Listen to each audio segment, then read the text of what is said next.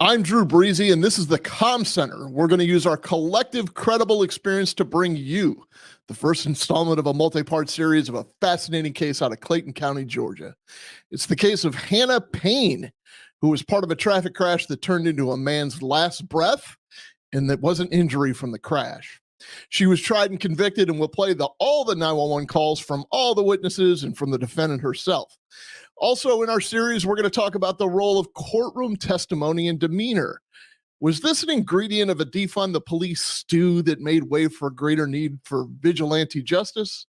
Or was it just bad country cooking? All that and what it means for your weekend on the Comm Center. City council members have announced their plan to disband the Minneapolis Police Department. We're calling for defunding the police. Shootings in New York City have more than doubled this year.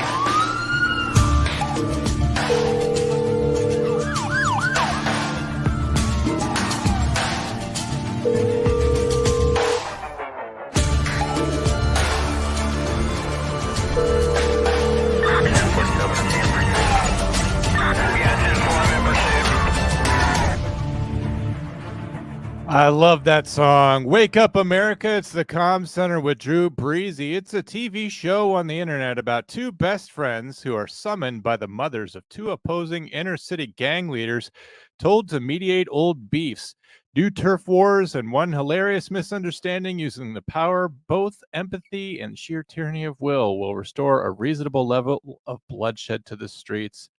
Drew is our host. He's a former police officer, interrogator, dispatcher, deputy, leader, lieutenant, all of those things.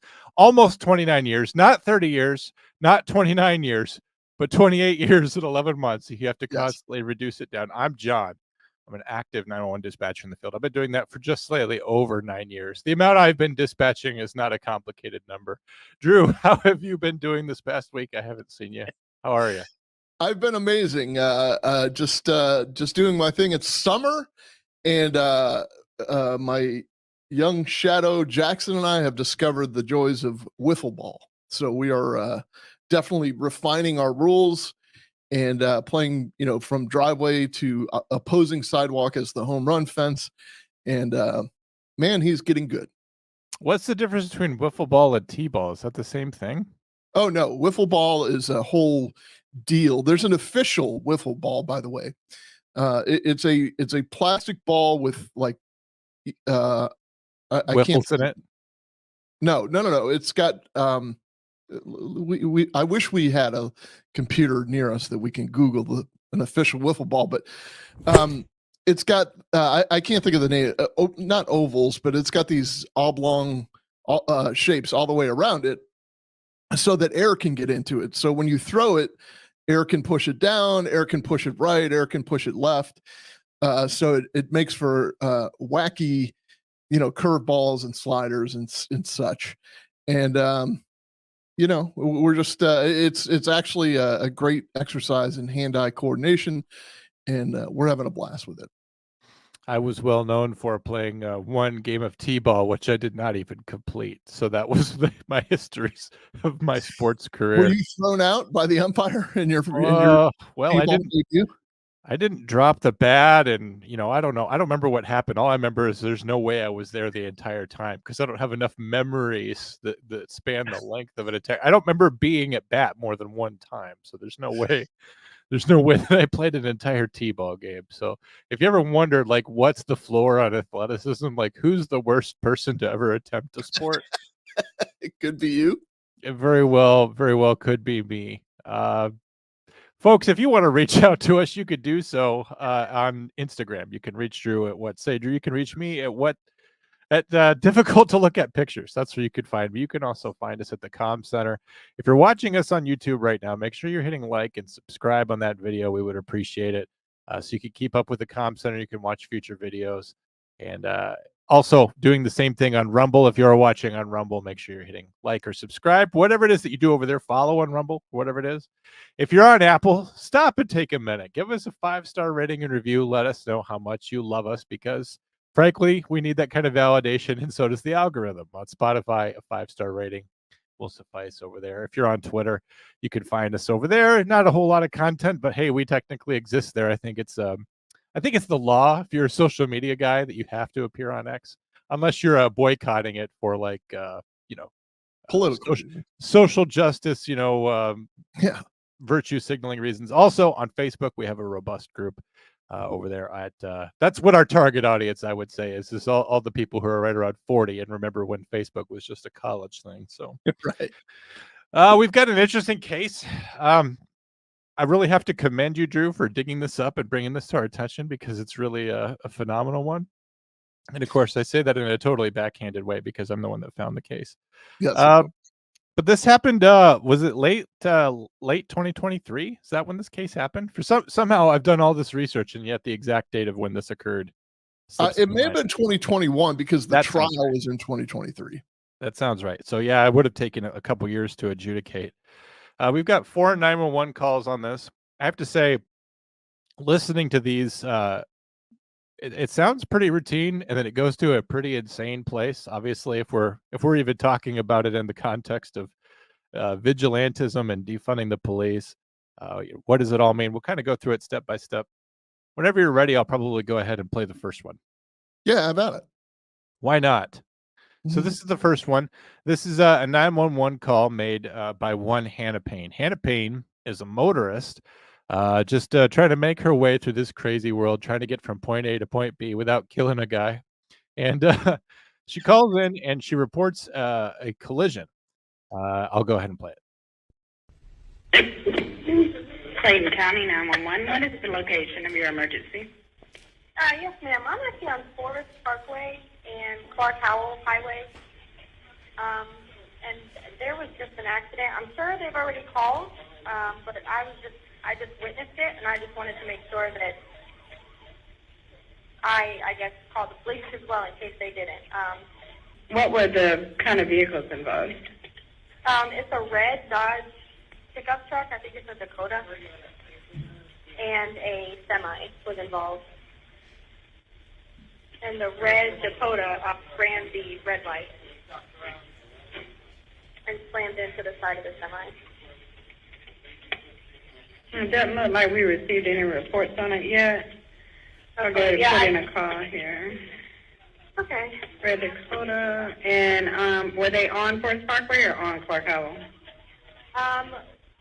The semi and I were turning left onto Forest Parkway, and the Dakota was going west on Forest Parkway. Oh, okay. And what's your name? My name is Hannah, Hannah. Last name is Payne, Payne.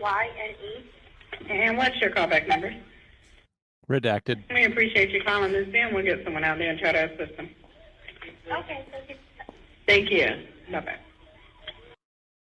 All right. So the audio, first of all, if you can't tell, it's all being played in the context of a courtroom. That was actually the best source for me to be able to find it. It does cause some audio issues with some of the 911 calls, but my first takes are this. Dispatcher doesn't know she's involved. She says, we'll see if we can get some people out there to help them. At no point does this caller say, I mean, the whole preface was, I'm sure other people have called this in, but I'm just calling to let you know as well that this happened. This is generally how non-involved passersby call in a collision. However, Hannah was involved. She doesn't report any damage to her vehicle. A 911 dispatcher, assuming she was involved, would ask her questions. Are you injured? Is anyone else there injured? And so this seems very, very routine. Hannah's very calm. Nothing unusual has happened so far. We are kind of misreading things that would turn out differently later. But that's just kind of how it goes on 911 calls. I don't know if you can hear in the background, but there's this crazy Pac-Man sound that I really hope is not their 911 sound. But it basically sounds anytime you stick a quarter into a coin-operated Pac-Man machine.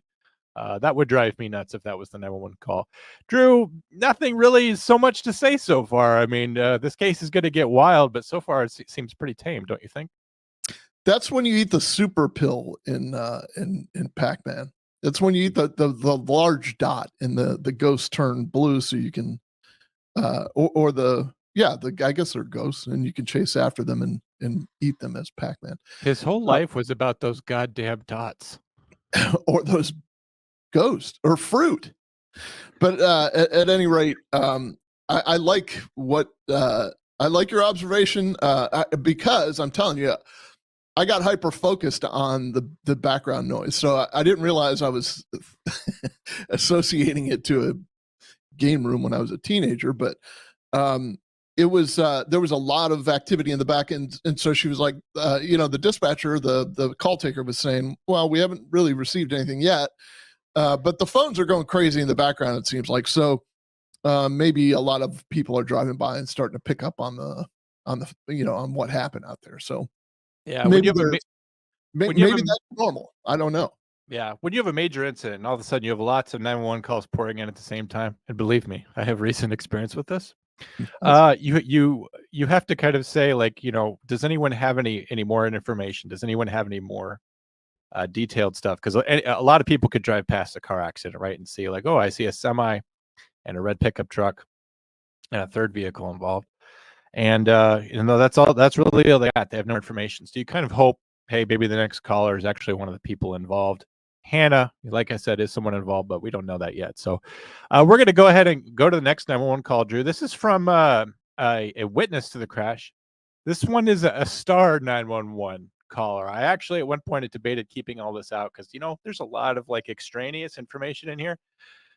But I think if our show is about presenting what 911 is, and in an ideal world of what 911 should be, I think this 911 call is possibly the most typical case of greatest 911 call ever, because we have someone stopping to get involved, which normally we're against, but it's only because people who stop and get involved don't know what the fuck to do. This guy, a former correctional officer named Terry Robinson, gets out of his vehicle at the scene of an emergency, and just like any correctional officer would, he takes command of an emergency situation. He's used to having a limited scope of authority, but still kind of telling people what the smart thing to do is, and he gets involved in this situation. So I'm going to play the 911 call from a witness, a passerby, someone who stopped to help one Terry Robinson. And his first one, like I said, he witnessed it. I stopped to check the well-being on the driver of the red pickup, which you may have heard Hannah say that the red pickup truck ran a red light, caused the accident. That's also very common on 911 calls, that someone will try to explain what occurred, even though a dispatcher will not be doing any citations or arrests. They try to get it all on the record right there. There's no serious injuries. However, the driver of the red pickup appears to have an altered level of consciousness, possibly from a concussion. Or is he intoxicated? Does he have a medical condition like hypoglycemia? These were all handled on the first 911 call by Terry Robinson, which for audio quality reasons we're not playing here. But our reporting party seems well informed, and we're going to go to the second 911 call from Terry Robinson. Clinton County 911, what is the location of your emergency? Clark Howell and Forest Parkway. We had a call earlier, and it's been over like 20 minutes now, and no police or no ambulance have shown up at this location. Okay, I just see the call. We already have someone on the way. The reason why I'm asking that, because the driver who caused the accident, I think he's impaired. Something's going on with him. And so the thing about we're trying to tell him to turn his vehicle off from the smoke, and he's not following command. So that's why I'm asking to see what is he's moving his ears. He's going to drive off, man. He's driving off. He's driving off. Take a picture of the driving light. Take a picture quick. He's driving off. Where's he going towards? Yeah, he's heading towards Riverdale Road. Upper Riverdale Road. That's where he's heading. What kind of vehicle is it? Is He's that in the the red red Dakota. Get out the road, sir. Get out the road. Hurry up. What's the tag number? Red Dakota, front end damage to his red Dakota. Did you get a picture of the driver light? That's tag. Oh, man. Let's get out the road. Get out the road. Truck is still here. Driver, truck is still here. So he's in a red Dakota. It's a 96 model, give me 97 model. He's an older black gentleman, gray hair, blue shirt on, and front end damage, heavily front end damage in front. If I was in uniform, I would have picked a C, but I didn't. So. Okay. So he's heading towards that area. If we can get policemen up that way, I know traffic. I knew there's an incident up that way. Hopefully, that there's another officers on that see him. give me one moment. I know it's RHA 5933. There it was. RHA 593. I got it. Robert Henry Adams 5933. Yes. It's okay. She got it. It's all good. Yeah. Hoping that the lady in the Jeep was almost in the residence, so she turned around and she went after him. So she's gonna take a picture of his vehicle and stuff. Can't you believe it? I knew he was something wrong with it, guy. I knew it. But he's not gonna get far. The truck's gonna overheat. But I'm here with the driver of the truck, the semi truck, and everything. So my numbers, you have it. Okay. Thank All you, right. ma'am. Thank you. All right. So good job to Terry Robinson, but let's break down a couple of things. I'll just ask you questions, Drew, for the proper format of this. As a police officer arriving on the scene with someone with an altered level of consciousness, what do you think the chances are he's intoxicated, possibly not even on alcohol, but on drugs, or possibly having a diabetic emergency? That's something that happens quite often in the world, and people are often not thinking that. People often assume the worst of others. But what do you think, Drew? I had this happen myself. There was this certain intersection, and there was we had received a few. It was a day shift, so it was kind of hard to get navigate around in traffic as it was. But there were a couple of people. He was in a pickup truck, as a matter of fact. There were a couple of people that had called in this impaired driver. They basically said, there's this guy, he's all over the road, and so finally it turned up that he ran into some hedges off the side of the road.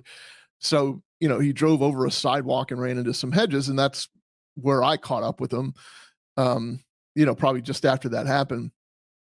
And I walked up and I'm like, oh, like the thought, you talk about dispatch priming. I mean, it's not necessarily the dispatcher's fault, but all the people are calling saying this guy's impaired, and that's what they're witnessing. So then you're being relayed this information that you have an impaired driver that's eluding police basically because, nobody's in the right place at the right time.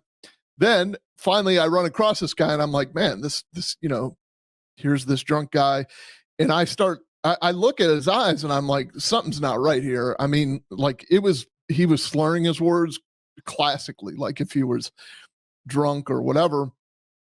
And then he had a death grip on his steering wheel. And I can't even remember what I said to him. And he just started like laughing, like laughing as in, it wasn't a maniacal laugh or anything. It was just this weird laugh. So I called for EMS to respond, and sure enough, it was a diabetic thing. I took the keys out of his ignition. We just waited, and sure enough, I mean, it was a diabetic thing. He wasn't impaired at all. He was having some type of diabetic, shock incident. They got him help, and we record his vehicle to wherever it needed to go, and he was snapped back into reality. These things happen, right? Impaired drivers we get calls all the time of impaired drivers who are literally just Uber Eats drivers looking down at their cell phones trying to find where they are.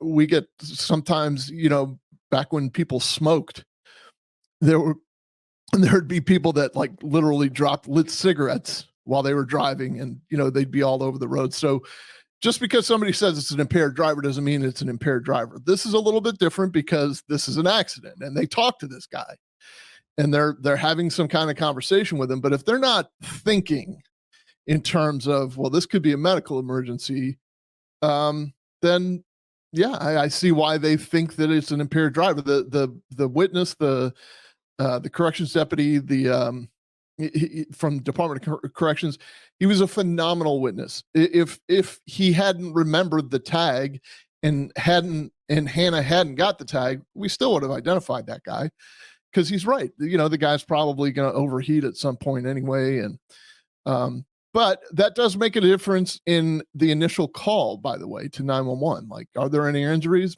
No, the guy seems impaired, but maybe you want to start thinking, well, is he impaired or is he having a medical emergency? I think it's important to note that he wasn't injured at all. Apparently, he ran a red light and hit head on into the side of a semi, damaged his radiator to the point where he's got smoke or steam pouring out of there. They're advising he turn off the vehicle, which of course is always a good idea. He's not following any other directions to turn it off or whatever. So we have to allow 20 minutes in our minds, right? We call in 911 saying there's been a collision. Unfortunately, in a modern medium to large size city, 20 minutes for a response to a non-injury accident from a police officer is normal. It's very, very common that people will say, well, I dialed 911 quite a long time ago and there's still no one here. And there's almost a subtle accusation that like the 911 dispatcher has not done their job, or the police don't care, or the system has failed, when the truth is that a traffic collision, although important and, for purposes of diverting traffic and preventing other accidents, is not usually a high priority thing. So we already have, but the other question I have for you, Drew, is if we believe this person's impaired, that would be the major difference, right, between dispatching an ambulance. If we say they're impaired, they're intoxicated, you almost would want a police officer there before an ambulance in case they get rowdy with the EMTs. If we knew for sure that this guy was having a diabetic emergency or a concussion or other obvious medical problem, the ambulance probably wouldn't be taking 20 minutes to get there, because we would call that an injury accident. Right. The ambulance And you're right. We would probably accompany them anyway. I mean, like, that kind of changes the game a little bit. If EMS or the paramedics or somebody is responding because of a medical incident as the result of a traffic crash, especially, or related to a traffic crash, obviously we want to get there with them. But also 20 minutes has gone by, as I said, and this one person involved, Hannah Payne, who was one of our first 911 callers to call it in, very relaxed, very calm. But now she's seeing, after 20 minutes of watching this guy apparently drunk, no longer cooperating, leaving the scene. As you heard Terry Robinson say, that the driver of the Jeep is going to take off after him and make sure she gets a picture of the driver's license. Apparently, if someone there has already gotten it, because they know that it's, Robert Henry Adam 5833 or whatever it is. So we have the driver's license number. We have this red Dodge Dakota, which, by the way, it's like a 96 Dakota, which is a really, really old pickup truck. You know how I know? I drive a 94 Dodge Dakota. It's the only one out there. I never see any other Dodge Dakotas anywhere. But it's also got heavy front end damage, right? So we're going to be able to identify it easily, even if we never have the license plate. This red Dodge Dakota, with having driven head on into a semi, we're going to see that damage. The damage is actually something that we're going to use to identify this vehicle almost as easily or more so than the license plate. As this guy, Terry Robinson, said, and as you also picked up on, it's got a damaged radiator. This thing's not going to go far at all before it overheats and quits. So this guy's going to go down the road and this thing's going to stall out. So the situation is largely contained, but having waited for 20 minutes and having some kind of thoughts and feelings inside of her, as we'll break down now, Hannah Payne decides to leave the scene, I believe in a Jeep, and pursue the suspect from the scene. So I'm going to go ahead and play her second 911 call with your permission, as always, Drew. Yeah, go for it. County 911, what's the location of your emergency? Yes, ma'am. I'm on Clark Howell and Forest Parkway, the intersection. I actually called about 20 minutes ago for an accident, and no one has shown up yet. But I am under the impression that the guy that caused the accident, who ran the red light, is drunk, and he's gotten back in his car, and he's looking like he's trying to drive away. Okay, can you get his tag number? Hold on, he's driving away. It's a red Dodge Dakota. Mm-hmm. One second, hold on.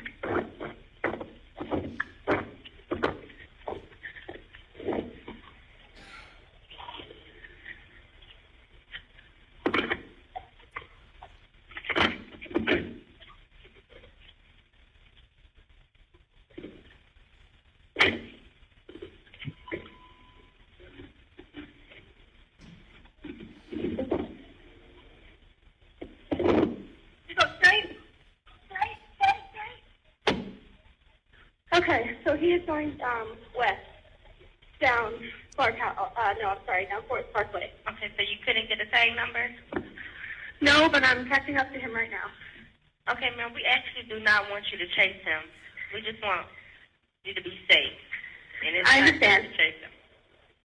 It's not safe to chase him. Okay, so let's stop and take stock of everything that has happened so far, because no one has been hurt so far as we know. There's no serious injuries or damage to life or anything. We have a traffic collision. We have some vehicles damaged, not the least of which is the suspect's, he is not getting away, as we talked about.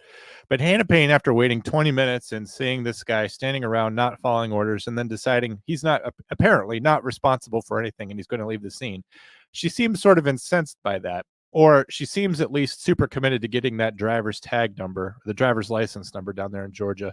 The 911 dispatcher said, "We don't actually want you to chase her from the scene." What you're going to hear after this is the 911 dispatcher getting mad. And I'm going to just tell you what it's like for us when people decide to take the law into their own hands. It's super frustrating because we feel like that's what we're here to do. We have police officers who are professionally trained to interdict and deal with incidents just like this. Someone fleeing the scene, like, we know how to do this. I know how to coordinate people. If you're telling me that this guy's going westbound in a disabled vehicle on Forest Parkway, especially since I have already assigned a unit to handle this crash, possibly multiple units for traffic control or whatever, advising them of that is very easy. They're going to catch up with them. This isn't it's not the same for police, where if you're staying there at the scene and this guy drives away, he just disappears. Police are able to coordinate things, look for things, find things. And as we said, a very, very old red Dodge Dakota pickup truck with heavy front end damage, we're going to locate this guy. And we've got the plate anyway. We've at least got a plate, a partial plate, or something that we can use. We've got a good description of the person involved. Lots of passersby there. There may be other people that can find it. She really has no reason to leave and go after him other than she's concerned about him possibly being drunk and causing more accidents. However, what is she going to do about that, Drew, as she's leaving the scene and following this guy, other than providing a updated location? There's really nothing else she can provide. But why we get mad about that is because we have a scene. It's all in one place. We want a police officer to go to one place, talk to the people there, collect evidence, do an investigation if necessary, particularly if this was a fatality. Obviously, it will be a crime scene, and they're going to have to do a prolonged investigation. But we don't need someone going off and playing cowboy and trying to rope somebody fleeing the scene. It just becomes more irritating, more frustrating. And not only that, but when we tell you not to do something, we would appreciate it if you would trust us to do our jobs. And the idea that you're fleeing the scene of the accident as well, which you could be cited for leaving the scene, that you're taking this into your own own hands. The implication is that what we're doing is not enough and that we don't know what we're doing. Any thoughts before we go on, Drew? No, that drives me insane too. It's just basically like, yeah, you guys don't know what you're talking about. And that's just about every comment you read on those stupid 911 call pages on social media. Like, these operators are idiots. They don't know what they're doing. But they're asking very specific and pointed questions, one, and two, giving very specific direction of what not to do, because just like you said, we do this 12 hours a day, sometimes 5 days a week, sometimes 7 days a week. And then just, in the greater scheme of things, I don't know what it's like in Georgia. I could tell you in Florida, I'm reasonably certain that a hit and run involving property damage, which this would be, is a misdemeanor. It's not the crime of the century. A hit and run involving property damage with impairment, intoxication, that might bump up to a felony. It would definitely be a felony if it were leaving the scene of an accident with injury, and we don't count the injury to the person that's driving that caused the injury necessarily, but because they might be driving to a hospital or something. But right.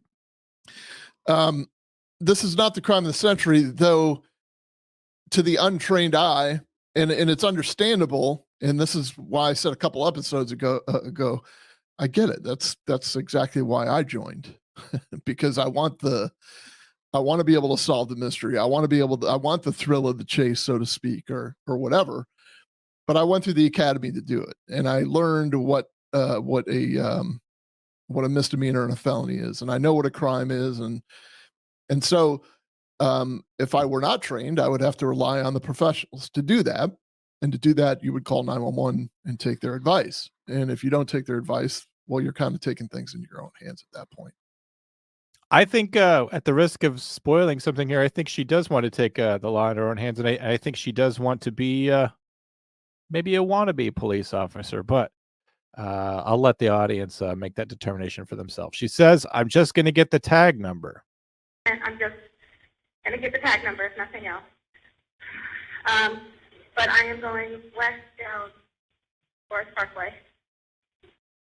All right, so this is kind of where things get a little sketchy too, in what she was doing when she later clarifies clearly what she's doing, but she's being told, don't chase. What she's responding with is, I'm not chasing, I'm just trying to catch up to get the tag number. So her intent, like what the 911 operator is trying to convey is, pull off to the side of the road and don't move. What she's trying to convey is, yeah, I hear you. I'm not going to chase. I'm not that stupid. But she's chasing him. She doesn't understand that that's what constitutes a chase, essentially. You staying in motion while they're in front of you in motion. That's what a chase is. So anyway. You also don't know how the suspect is going to respond to how all of a sudden someone chasing him from the scene. He might panic and start reacting in a way in which he's going to drive faster or more evasive, or he obviously has already been in an accident. If he feels like someone's chasing him down, he might drive more dangerously to get away, which, Drew, I believe, take a shot, might be creating an exigency. Yeah, almost up to him. I mean, his radiator is busted and everything. So I honestly have no idea how he's driving the truck. So she's, in a sense,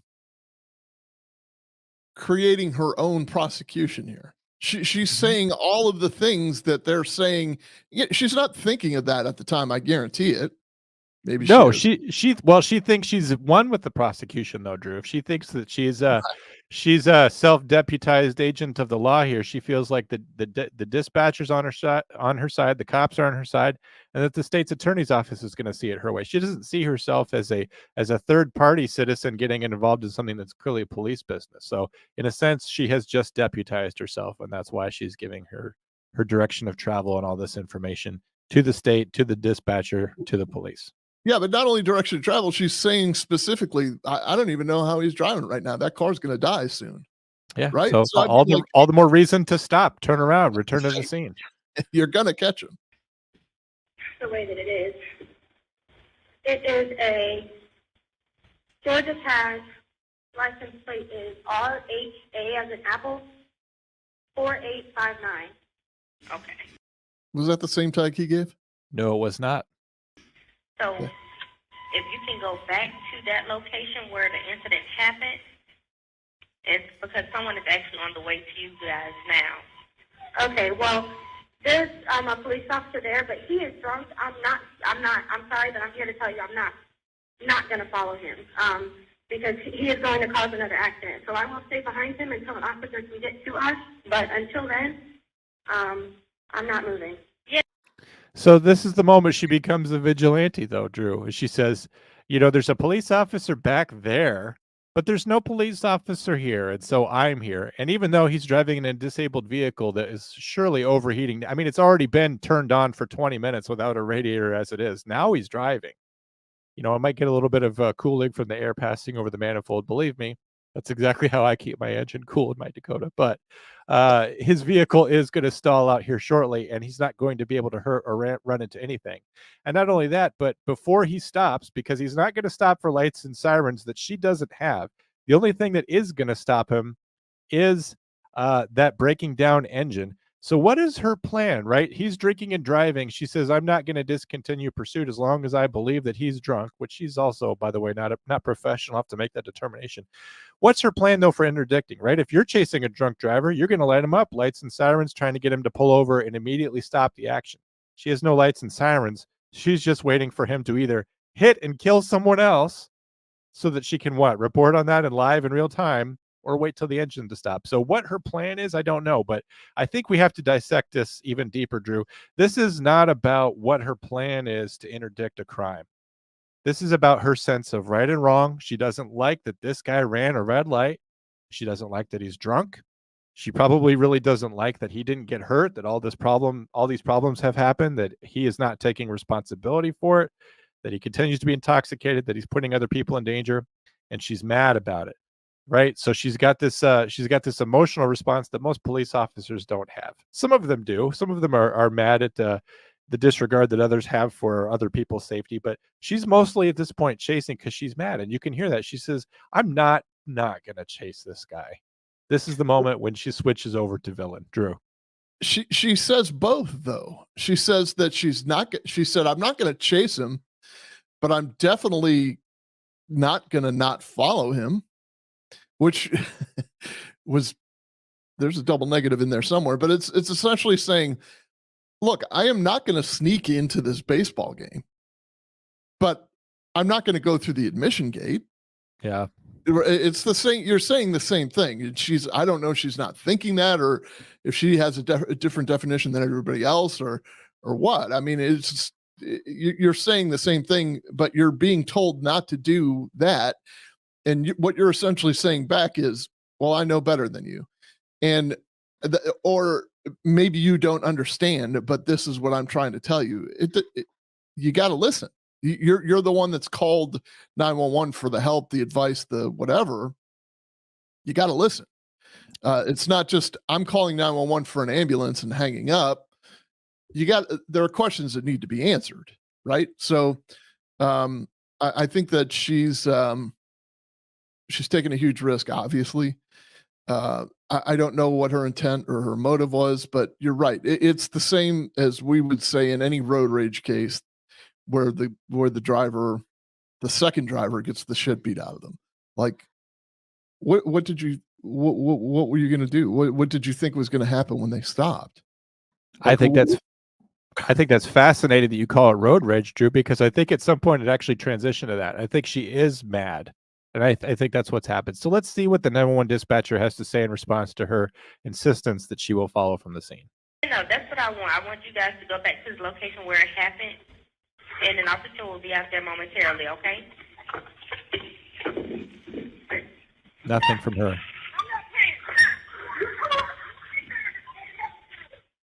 Ma'am.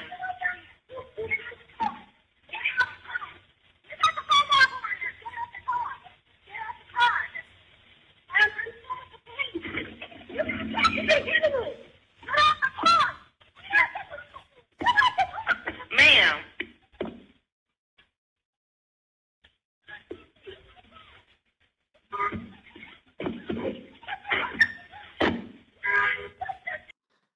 Okay, so for those who are just listening, perhaps you're getting it better than the watchers, but the vehicles have stopped. She's engaged the suspect. She's yelling and screaming. You can hear this horn honking. So like someone's getting out of the car, they're pushing their elbow on the wheel, something like that's happening. The two are struggling, but she is screaming at the suspect now.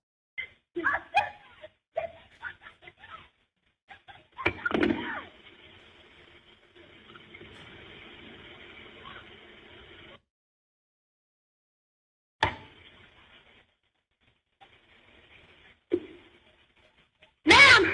Yes. Ma'am! He just pulled the trigger of my gun in my hand while he was... Ma'am. Okay.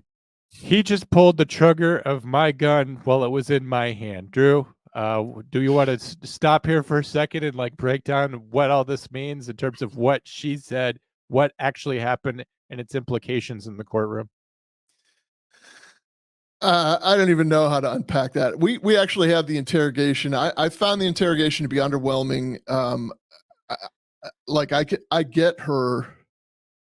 I get what she was saying in the interrogation, which we'll play at some point.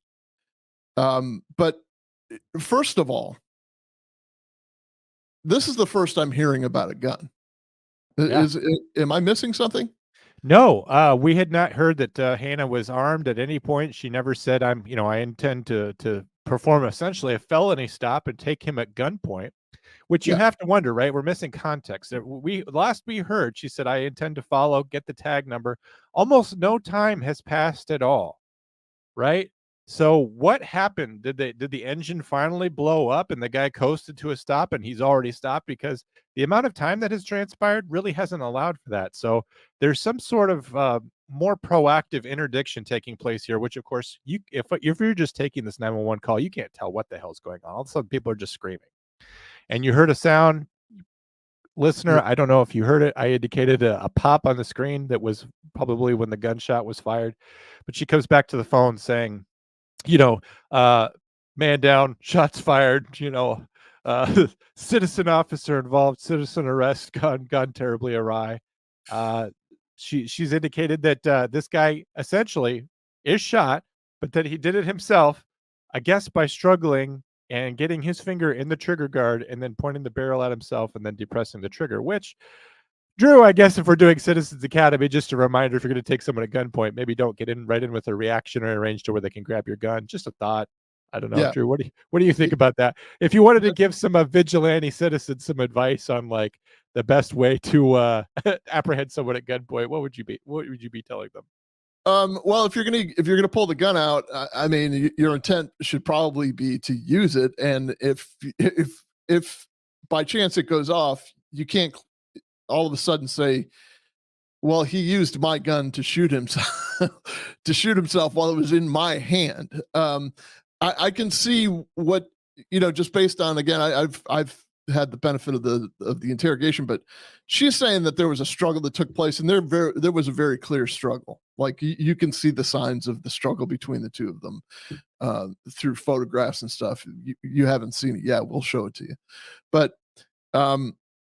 what she's essentially saying is she apparently had her finger on the trigger, and in the process of them jostling back and forth with the gun, like he put his hand on the gun, he apparently stuck his hand behind the driver's seat and said, "Oh, I got something for you." And so she pulled this gun out at some point. Maybe the gun was already pulled out, but at any rate, he grabbed her wrist. He grabbed at her. Then at some point, he grabbed the gun, and I don't know if he just like pulled it towards him, pull it towards himself, which and if her finger was locked on the trigger, or if he stuffed his thumb into the trigger guard where her finger already was. I think that's kind of what she's saying. At any rate, you brought the gun to the gunfight. Right.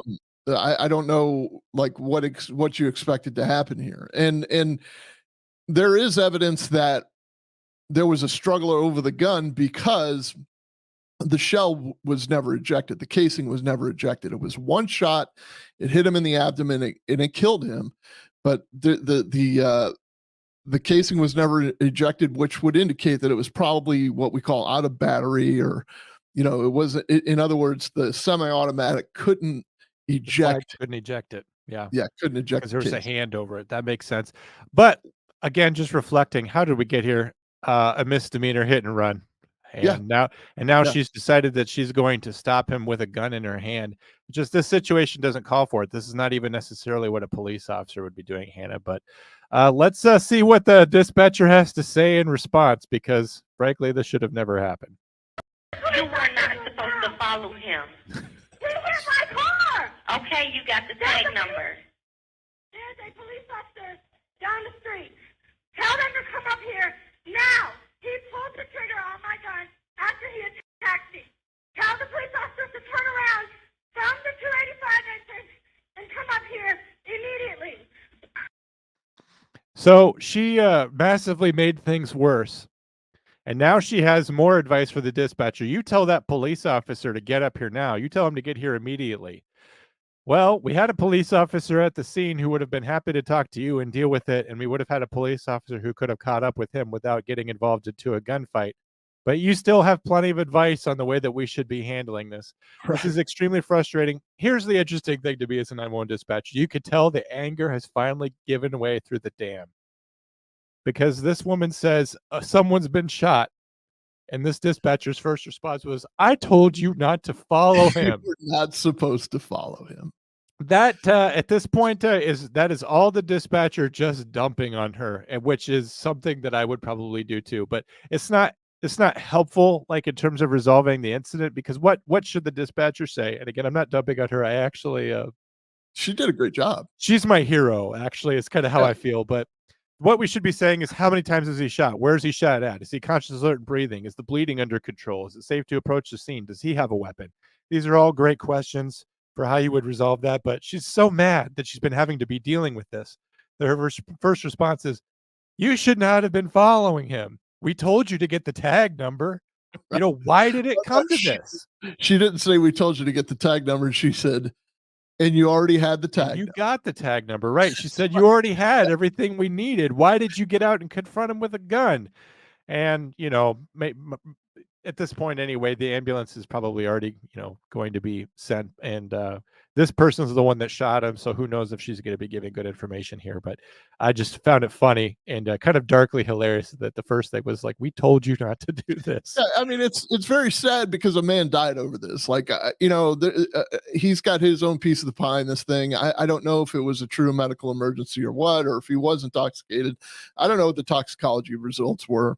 I don't need to like drag him through the mud. He died after a hit and run, but this might be the fire that you play with where you get burnt. Who knows? But you're right. From its genesis, it was a misdemeanor hit and run, and it's going to go to the greater conversation I always have about chase policies, John. I know it's widely unpopular with the cops on the street. Nobody could ever provide data or evidence to prove that the lack of a chase policy or a chase policy that restricts officers from chasing somehow increases crime or it sends the wrong message. No one ever has the data to back that up. But I can definitely... it's hard to pull like potential criminals, right? Like getting a whole bunch of people together at the local university on a Saturday morning and saying, hey, so you guys are all planning future felonies. I just want to let you know the police department's announced a new no chase policy. Does this affect your likelihood to commit a felony this weekend? No, but you don't need to pull them to do that. You can track the crime rates. You could actually, when the chase policy goes into effect, you can match the crime rate and see if it went up or it went down. And there's no empirical evidence that suggests that a chase pursuit policy is the catalyst for crime rate rising or dropping. So my whole point is this. I don't think we're too far off topic here, but if we're such super cops, like it's just like, no, that's what we're out here to do. We're super cops and we're going to chase people and run them down and da da da da da. This is the civilian version of that, right? But if we're such super cops, why wouldn't we be able to solve this case without having to chase somebody? And it's the same thing. So we're saying that, I'm saying that we probably would have discovered who this hit and run driver was just based on the few clues that we have. If there were injuries and it were a felony, I guarantee we'd go back and pull video from every ATM and McDonald's on that stretch of highway. We'd put the truck video out on the news for someone to identify. We'd hit all the body shops in the area.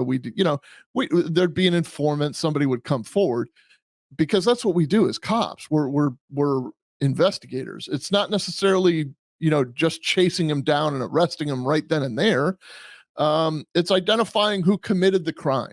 And that's one way of doing it. So if we're telling a citizen that that's how it could be done or how it should be done, I'm just trying to say that, this is exactly what I talk about with pursuit policies. Pursuits lead to an elevated level of adrenaline through everybody's body, to include the officer, to include the bad guy, makes them do things that they wouldn't normally do, just like this citizen did here. And she approached this guy with her gun out and a struggle ensued, and now a man's dead over it. Over what? I guess I just have my little vision of, being 8 a.m. and a bunch of people there with neck and face tattoos, and they're all having black coffee and grocery store cookies, and there's breaks for 20 minutes every hour, and every single person that goes to the bathroom just out of boredom. And the conversation is really bad, and it's all about the weather and about how like prices on catalytic converters ain't what they used to be. And that's what I envision, Drew. And your straight rationalism, has destroyed another beautiful fantasy of mine yet again. I'll go ahead and continue the call.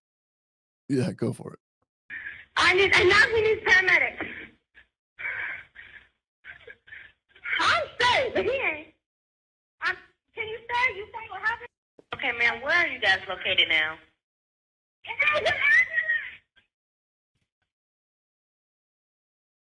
Ma'am. I don't know. There's a police officer here now. Okay, speak with them. All right. Dispatcher happy to get off the call. Final thoughts on that was just her saying, "I need paramedics here now." That's kind of a command that a police officer would give. She just says he needs paramedics, asking witnesses to say, "You saw what happened." I think she knows she's in a little bit over her head, but she wants someone to corroborate, like, "You saw that he was attacking me, right? Like, you stay for sure." And then the panic is setting in because all of a sudden the dispatcher says, "Well, where are you now?" "I don't know. I don't know. I don't know." So she kind of goes from command control to panic all at once there. Drew, there's one last 911 call from a third-party witness of this engagement, kind of describes exactly how the vehicles were stopped. I'll leave it to you, gentleman's choice. Do you want me to play it, or would you want to go on to the next part? No, play it. Oh, by all means. It'll play into the next part. This is a 911 dispatcher show, so why not? But this comes in from a third party who has seen Hannah Payne perform a felony stop on a misdemeanor hit and run. How exactly did that go down? In her Jeep. Oh. It's a call for the transfer. Hold on, sweetheart. Call it by Forest Parkway and Riverdale Road. Yes, I got him. Okay. The intersection of Phoenix Boulevard and Riverdale, right before the highway. Is this woman? It was like a merging lane, and then it was a merging lane, and then she like got impatient and went around him for no reason because it was coming traffic, and then he almost hit her because she did that. So he braked suddenly, but then she got mad and hopped out her car, and then she pulled out her gun and started screaming at him, and he was like, "What the heck?" And then she was like, "I was just doing," and she started hitting him. That goes one way. Okay, yeah, I have somebody on the line for this. Okay, ma'am. Okay, thank you. Okay, hold on 1 second here. So this is how it went down. If you understood that, is basically she's getting into a merging lane. They're changing highways. She's behind him. This is what we heard. This is what happened during that dead air of Hannah Payne's last call. She's accelerating, going around him and performing some sort of like a improvised pit maneuver where she slams on her brakes and he almost hits her from behind, which is one of the most dangerous things she could possibly do. She knows that he's drunk, knows that he's impaired. Is there any reason why she's expecting him to not do that? But he manages to step on the brakes. The third party caller says this is a road rage incident. She's mad that she was stuck behind him. She drives out in front of him, brake checks him, shows him what it's like to be behind a slow vehicle, comes all the way to a stop. But we're way past that because she gets out. She's got her gun handy, and she's going to give him a what for apparently driving slow. And she starts hitting him, I guess is what happened. I guess she's far enough away that what she sees is a physical engagement. But 911 dispatcher here is taking the call as a transfer. I guess they've gone far enough now to the calls being picked up by another PSAP. She says she gets out of the car with a gun and is approaching this guy. 911 dispatcher, who's already busy and has already been dealing with this, and there's already tons of calls on this, says, "Oh yeah, we've already got somebody headed out that way." She kind of missed the part with she got out with a gun. We need to know more about that. So as I tipped my hand there, as you heard the call back there, the 911 dispatcher is going to call back like, "Ooh, I didn't mean to hang up on you that quickly. We probably need more information from you." Drew? Yeah. No, I agree with your assessment on that. I mean, she's so the one that called 911 is like, from her perspective, all she's seeing is a road rage incident. And she's blaming the girl for cutting him off and jumping out. She doesn't have the benefit of the other part of the story, but in a sense, that shows her distance from her distance to be able to tell accurately exactly what happened. Maybe not exactly, but how she perceived everything that happened without the benefit of being tainted by the actual story from the beginning. So we'll get Hannah's version, but we also get this other witness's version who said, "Oh no, she went around him, she cut him off," and that's what you see in all the body cam videos and all that. And that's why Hannah, by the way, says, "Yeah, he hit me because you went in front of him and he smashed on the gas. That's why he hit you." She wasn't in the car when that happened, from what I understand. Gotcha. But okay, so go ahead. Well, it's again, the dispatchers are making all the prosecutor's case for you. You weren't supposed to chase him. You weren't supposed to be there. But let's go back to the 911 callback. Hello? Yes, ma'am. Are you still there? Sorry, yes, I'm still here. Okay, you said she pulled out a gun. Yes. Did she shoot the gun? We heard a gunshot, and then one guy got out his car, and he was like, "Yo, we need an ambulance." Now I'm blocked in. The guy was like, "We need an ambulance." I don't know if she shot him or not. Sorry, dude. And now, did she shot him? She shot him. Oh, That yep. changed. She for sure shot him. So that's all on that last call. We just needed the perspective to know that she engaged him, pulled him over essentially with a dangerous maneuver, pointed a gun at him, and then engaged in a tussle. So that's what happened on the final 911 call, Drew. What a bizarre story. So we're winding down on part one. This sets up the story perfectly. What we'll cover in part two, I don't think we'll need 3 parts in this one, but what I we'll think cover, we could stretch it out. we might be able to stretch it out to season 6 of the Comm Center, 1,000 episodes. So we are going to cover, we'll definitely cover the interrogation. I told you it was a flip of the coin or whether we want, but we need to hear what Hannah says about this whole thing. And so we'll play the interrogation. The audio is a little shoddy. I'm working on it. I have it ready to go, but it's just, and what we'll do from there is we'll take you to the trial and we'll talk about exactly what happened, who said what in the trial. And, the foreshadowing, the outcome is that she, well, I don't want to tell you, and please don't Google it. Yes, don't look into this for yourselves. Rely on us only. Wait 1 week. Do not spoil the surprise for yourself. Or 2. Yeah, you are hereby sequestered from Googling anything about the Hannah Payne incident or her guilt or innocence, or not guilt, or whether she was charged. Even don't even look at We that. don't even know at this point. It's just we don't even know she fired the gun, so we don't even know if she had a gun. Yeah, there's no way to look into it. Even though if you rewind to the beginning of the episode, you said that And she was tried and convicted and sentenced to death. So if you find some means of seeing if she was charged and convicted by the same right, please Google what a wiffle ball is, so you know what that looks like. So I don't have to explain it to John anymore. I guess I would also say this: if you're interested in this case enough to the point where you go out and you defy Drew's sequestration order, and you Google it for yourself, and you watch all these videos, all these great sources that we're co-opting for our own, profit and benefit. Don't spoil it for anyone. Don't come back. Don't watch the show again. We definitely don't want you back here. So you can come back. Just don't spoil it in advance. We will find you in contempt of Comm Center if you do that. Yes, contempt of Comm Center. That has to be a T-shirt, by the way. No, we want you back. We want your filthy likes. We want your filthy subscribe. So definitely do return to the Comm Center. Yeah. We have no voicemails this week. We would like you to leave voicemails, though. If you have a comment or a question or concern about this case, you can call us at 848-COM-911. That's 848-266-6911. Call us at the Comm Center. Leave a voicemail. We generally play voicemails as long as they're interesting, funny, germane to the case. These are the things we're looking for. So call us and leave us a voicemail. We are paying money to have that phone number. I have suggested many times that we let it lapse, but Drew's just like, but this is our phone number that has COM and 69 in it. Like this is a one of a kind phone number, and I have a feeling it'll always be the phone number. 848-COM-911 is where my heart lives. But just a final rundown, you can find Drew at What Say Drew on Instagram, and you can find me at Difficult to Look At Pictures if you really wanted to reach out. I guess I'd appreciate it. I do chat it up with my fans quite a bit. You can also find us on Instagram at the Comm Center. You can also hit like and subscribe.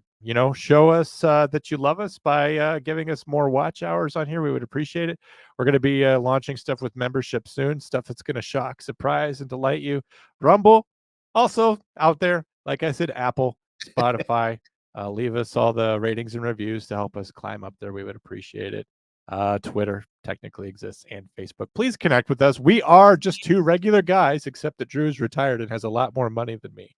And we will talk to you guys about cases, whatever's going on, send us stuff. If you want us to cover a case, if you're a 911 dispatcher and you've worked in a 911 agency and you know about this great case because you were there, Maybe you could leave us an anonymous voicemail. You could be an anonymous reporting party. You could say, hey, maybe you want to reach out to Bismarck, North Dakota about call for service 20-15791. And then we could pull that. And if we find that it is an interesting case and brings glory to the profession of dispatchers, maybe you could do that. I'm just saying, if you're a dispatcher and you know of a good one and you'd like to see it seen here, that's always possible. So reach out to us, leave us a direct message. We would appreciate it. Drew, anything else before we go? Any questions? On YouTube, there are a few ways to throw us a couple bucks. You can super chat us during the chats itself. Excuse me. You can leave obviously I'm going to need a throat replacement at some point, so we're saving up for that surgery. You can super gift us. I don't even think it's called super gift. It's just called a gift at that point. But if you're watching this video after the fact, you can, click on your screen. You'll see a little gift button. You can send us 50 cents or something like that. And you can also do a super sticker, something known as a super sticker, which will definitely get our attention if you're in the chats. You know what? What's free though, John, is leaving a comment below here in YouTube. I love that. We don't get enough comments. Sharing our stupid reels in the stories of your Instagram page. What's free is sharing our reels or our name or our website, thecomcenter.com, on your Facebook status if you're over 70. Look, we just want to spread the word. We want to do right by the dispatchers, and I'll close it with this. I went into a little rant about chase policies and whatnot. Let's talk about response times real quick if you're still with us. Their complaint was, we've been sitting on the side of the road for 20 minutes and nobody has showed up. I just want to leave you with this question, and please answer in the comments. Is this a matter of being short-staffed because of the defund movement, that you have to sit around and wait for 20 minutes? Or is it that we're too comfortable as a society with calling law enforcement for every little thing? So if there's a dog barking, if the neighbor has cut down the branches of your tree of his tree over your fence, and you need a law enforcement officer to come out and have a discussion with your neighbor about that, don't you think that that's going to have a residual effect to have somebody sitting on the side of the road waiting for 20 minutes for the hit and run investigation, which escalates into Hannah chasing the guy down and having him shoot himself with her own gun in her own hand while her finger is on her own trigger? Just think about it. Yeah. I think that's all I got, John. Yeah, leave us a comment. We should tell people to do that at the beginning of the show. Oh, yeah, we should, because nobody is listening right now. Well, just like, hey, here's your challenge question as we bring you this case. We should do that next time. Also, yeah, there'll be a part 3 where we just boil each other's blood. We'll just be playing comments to each other just for a whole episode of just boiling each other's blood. So that's all I got. Thanks for joining us on the Cobb Center. We'll see you here for the after show, provided we have enough people to do an after show. I always like to play to an audience. I'm not just going to play to Will, Cray, and David. So other people need to show up if we're going to do an after show. Look forward to seeing you guys. We appreciate everything. As always, appreciate any super chats, any gifts. I deserve it. And for Drew's sake, like, if we don't get paid here, he's going to be using a cadaver throat replacement. Let's see if we can get him one from a recently deceased baboon or some sort of New World gorilla. We would appreciate that. All right, guys, I got nothing else for you. We'll talk to you next week. Goodbye, Drew. Goodbye.